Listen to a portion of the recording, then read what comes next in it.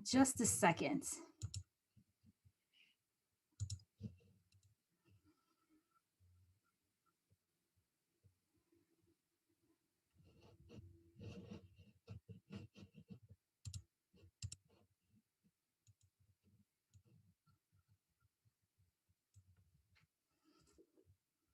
All right. Well, thank you everyone for joining again today. Greatly appreciated. Hope you're all staying safe and having a good day. So it dawned on me too this morning that some of you might be new to this. I know a lot of us talk all the time, but for those of you that might be new to joining us, I'm Megan Wolf. I'm the administrator of the State of Wisconsin Elections Commission, and I am the chief election official for the state of Wisconsin. And as we're now halfway through Election Day, I'm proud to report that the election continues along smoothly. All of the preparations that our local election officials have made have led to this day. And in my book, they are truly continue to be the heroes of this election. So voters also seem to be prepared as they're heading to the polls as well. This is certainly a different type of election than we've ever seen in the past, with nearly 64% of expected turnout has already participated using absentee. The numbers that we typically see of people going to the polls is different than we've seen in previous presidential elections. And I think that coupled with the fact that we still have the same amount roughly of polling places as we've had for a larger in-person election day turnout means that our polling places are really well equipped in terms of manpower to be able to process those absentees, because there's sort of a shift in terms of resources on election day with fewer people coming to the polls, but more absentees that need to be processed during that same time frame. But places are continuing to report that things are moving along swiftly. In a few very isolated places, there were some lines reported. I think it's important to remember that sometimes a line is an indicator of the polling places making sure that they're accomplishing social distancing, that they only have as many people in the physical space as they can keep safe. It is a beautiful day in Wisconsin, at least it is here in Madison. And so the lines that may have typically have been in the polling place for this election are outside so that they can maintain social distancing and making sure that they only have the right amount of people in the polling place to accomplish social distancing. So just an important reminder that, some of those lines that are outside are to keep voters safe and poll workers safe, to make sure that there's not too many people in the polling places. And for voters too, uh, in the majority of the communities, just a reminder that your absentees are being processed at your polling place. So counting and tallying absentees, that's part of election day. It's part of the publicly observable process. Your absentee ballot is actually sent to your polling place in most communities. You're assigned a voter number, your name and address are announced as part of the publicly observable election day. And so that's happening at the same time that voting's happening at your polling place. In 39 of our communities, they centrally count absentees, so they don't go to the polling place, but they're centrally counted. That's also publicly observable. Same thing happens there. They're just processing it in one central location. So at this midpoint on election day, I do have, I think, three important reminders for voters as they continue to go to the polls. The first is to, again, expect a safe voting experience at your polling place. Number two, that your vote is secure. And number three, as you're headed to the polls, check myvote.wi.gov. So in Wisconsin, again, this will be our fourth statewide election in 2020. Wisconsin election officials are prepared for today. Our polling places are ready. Voters will be offered sanitizer and surfaces will be disinfected. Our poll workers have been trained to incorporate public health and social distancing into every step of the process. We've also worked to not just recruit enough poll workers, but our communities have also worked to create a backup pool in the event that there are unexpected shortages. And we haven't had any reports from around the state that anybody is without the number of poll workers that they need in order to operate efficiently and in accordance with law. Masks are also required for poll workers and for observers. They are also recommended unanimously by the Bipartisan Election Commission for voters, but they're not required because you can't add an additional qualification to the constitutional right to vote. So, overall, election officials, they're ready to deliver fair, accurate, safe, and transparent elections to all voters. And I think voters that choose to participate in today's election at the polls should feel confident knowing that their health and safety is a top priority. Second reminder is that your vote is secure. So the WEC again has found no evidence that Wisconsin's election systems have ever been compromised. We've taken extraordinary steps and efforts to ensure that our voter registration system and data and vote counting systems are secure. We also have many redundancies in place as backups. There is no information also to lead us to believe that there are any specific threats against polling sites. And that continues to be true throughout the day. There's no specific information that there's any threats against polling sites. And again, I believe Wisconsinites should really feel confident that if they choose to cast their ballot at the polls, that it's safe and secure and that their ballot will be counted.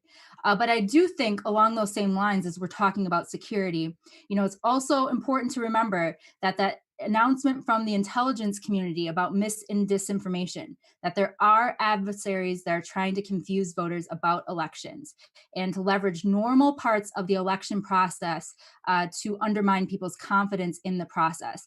So we really want to continue to remind voters to look to official sources for election information, that we all have an obligation to engage with the facts about elections and to not perpetuate rumors about our democracy. Again, I don't have any specific campaigns that I'm aware of that are happening here in the state of Wisconsin, but always a really important reminder so that no one can fall victim to mis or disinformation, that they should seek out the legitimate source of election information. And the trusted source of that is your local and state election official.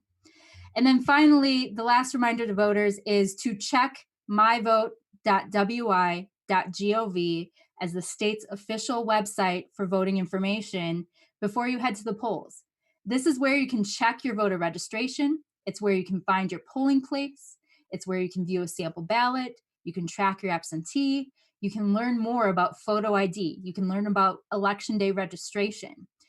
It's also where you can learn about if a voter is hospitalized or quarantined.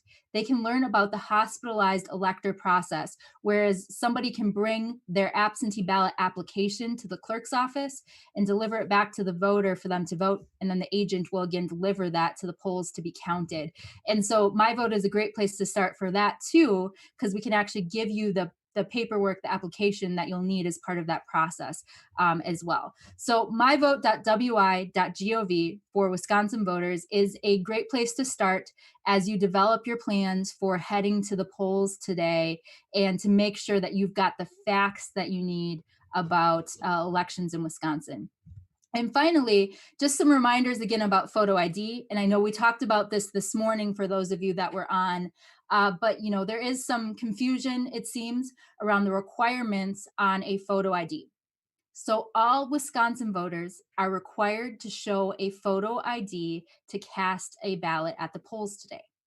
A photo ID can be one of the 8 statutory IDs that's outlined. That includes a state of Wisconsin ID card, a Wisconsin driver license, a passport, a student ID, a tribal ID, military ID, a veterans health ID, a certificate of naturalization. Those are all things that can be used for photo ID. Most people use a state of Wisconsin ID or a state of Wisconsin driver license. It cannot be an out of state driver license. On that ID, your poll worker is looking for 3 things. So they're looking to see that your name conforms to the name on the poll book. So if your name is Susan, but your ID says Sue and the poll book says Susan, that's okay. That conforms. You have to reasonably look like your photo. And poll workers are trained that some of people's features can change. Most determinations of that person can be made even if they have a mask on from here up, but the poll worker may ask you to briefly remove your mask to make sure that you are the person in the photo. And then the third thing they're looking for is that it is unexpired or it's expired since the deadline set out in statute. And for a state of Wisconsin ID or driver license, it can actually be expired since November of 2018. If you don't have the photo ID you need to vote, you can cast a provisional ballot at the polling place. So you can cast a provisional ballot, and then you can actually get a free ID from the DMV, and that is available for A someone to federal be able to go through that process, even if they don't have things like a birth certificate. And then their provisional ballot will be counted as long as they show their clerk their photo ID by Friday at 4 o'clock. Your photo ID for voting, and this is really important, so if we can help get the message out, photo ID for voting does not need a current address on it. So the poll worker is not looking for a current address when they're looking at your photo ID. The only time you have to show something with a current address is when you're registering to vote. Most people are already registered to vote. But if you're registering, you've got to show a proof of residence. That can be something like a utility bill or a bank statement or a photo ID if it has your current address. But once you're already registered, when you're showing your ID to get your ballot, it does not need to have a current address on it. So, just an important reminder for everyone, and something we're reminding our poll workers and our clerks about as well. And so I think that's all I have in terms of information about what voters need to know as they continue to participate today. But I would like to turn it over briefly to Reed Magny, our public information officer, for a few reminders to the media, and then we'll take some questions.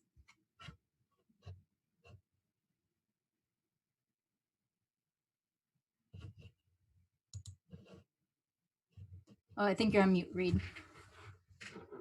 Okay, can you hear me now? Yes. So had a couple of issues today with media at the polling places doing live shots inside polling places where voters are voting. Media can go into the polling place, you can take video, you can take still photos, you can be in there reporting, but you can't be in there doing live shots or having live cameras set up during the, while voting is going on, because that could be a distraction. Some voters might find it intimidating.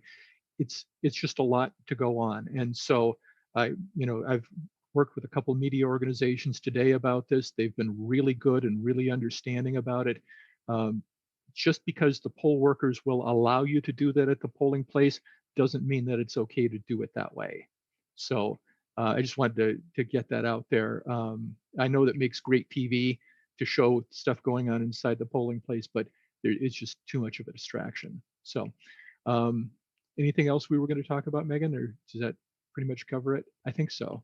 I think that covers everything. Okay. Thank All you. right. And Okay. we'd be glad to answer any questions that you all have. Yeah. First is Adam Brewster from CBS. Hey, Megan, you kind of alluded to this, but just firming up, there have been some reports of robocalls here in Michigan, and it sounds like the Washington Post is reporting it's a little more widespread of, people spreading disinformation about Election Day being tomorrow or going to vote tomorrow. Are you aware of any reports of that happening in Wisconsin? I'm not aware of any reports happening in Wisconsin, and we're in constant contact with the intelligence community throughout today as well. So I'm not aware of any specifics. I know that even, once in a while, somebody will report to us that they received a text or an email that gave them concerning information, but I'm not aware of any campaigns that are sending, incorrect election dates or any sort of larger scale campaigns that are impacting people here. This is Reed. Just one other thing. I know people have been getting like lots of calls from the political parties. Sometimes those messages will be that we see you haven't returned your absentee ballot, when in fact the voter has. And I mean, like getting 5 or 6 calls, about this. People can just ignore those calls. Whoever's calling them doesn't have the up-to-date information. Yeah. Next question's from Cinnamon. Hi there. First, thanks so much for all of your help in communicating. I'm very sorry that I joined a few minutes late, so my apologies if this has been covered. But are you anticipating like updates on counted absentee ballots coming in throughout the day, or is it just this morning and then towards the end of the day? So absentees are processed at each of the polling places. So we don't have information at the state level in terms of what absentees have been processed yet or how many they still need to process. So we'll have to wait until the end of the night when that information comes in from our polling places. And then I also just wanted to quickly ask as well, have you heard anything coming in on any issues with like rejected ballots and things like that? Yeah, I have not heard of any large scale issues with rejected ballots around the state. I haven't heard of any, beyond sort of the updates that we've had going into this week. I'm not aware of any place where they're reporting an unusual number of rejections or an amount that concerns them at the polls. Thank you so much.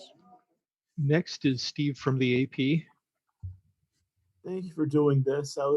You had mentioned the lines outside, some of them maybe deemed for weather related reasons and stuff like that, and for safety reasons. But what have the wait times been like in general, how it compares to previous election days, and if there are pockets of the state that have particularly longer ones than other pockets of the state or anything like that? Yeah, thanks for the question. I'm not aware of any places in particular that have had long lines. We've checked in with a number of our jurisdictions just to make sure that everything's proceeding as usual. Every election, there's spikes. There's spikes at the beginning of the day around 7 when the polls open. There's usually a lot of people that show up to vote. There's usually one around now, around noon. And then there's another at the end of the night where more voters show up. And so uh, overall, we've heard from places around the state that things are quite quiet because, again, there are fewer voters than usual that are participating in person at the polls. So I haven't heard about any particularly long lines beyond, maybe a few, not isolated anywhere in particular this morning when we always see some of those spikes, but nothing that struck us as unusual. In a large turnout election, there's always going to be some lines, but it seems like there's fewer than I can remember in previous elections. Again, I'm sure that's partially because there are fewer voters that are left to participate today because so many have participated by absentee. Next is my old friend Chris Hullock. Am I unmuted? Can you hear me? Yes. Again, Okay. Earlier, the Lawyers Committee for Civil Rights under law cited some reports of uniformed National Guard troops in the state. It wasn't clear if these were at polling places or elsewhere. I'm just wondering if you can confirm if there are any uniformed Guard members at polling places that you know of. thank you for that question. There are no uniform guards at polling places. So any National Guard service members, and at this point there are about 200 that have been deployed to communities that need assistance as poll workers. They are in civilian clothes. They're there to do things like help with hand sanitation and disinfecting surfaces, helping to, register voters, whatever it might be. But no, none of them are in uniform, and none of them are serving in any sort of law enforcement or crowd control capacity. They're serving as your neighbors, friends, and coworkers and family from your community in civilian clothes, doing regular poll worker things. Thank you. Any other questions?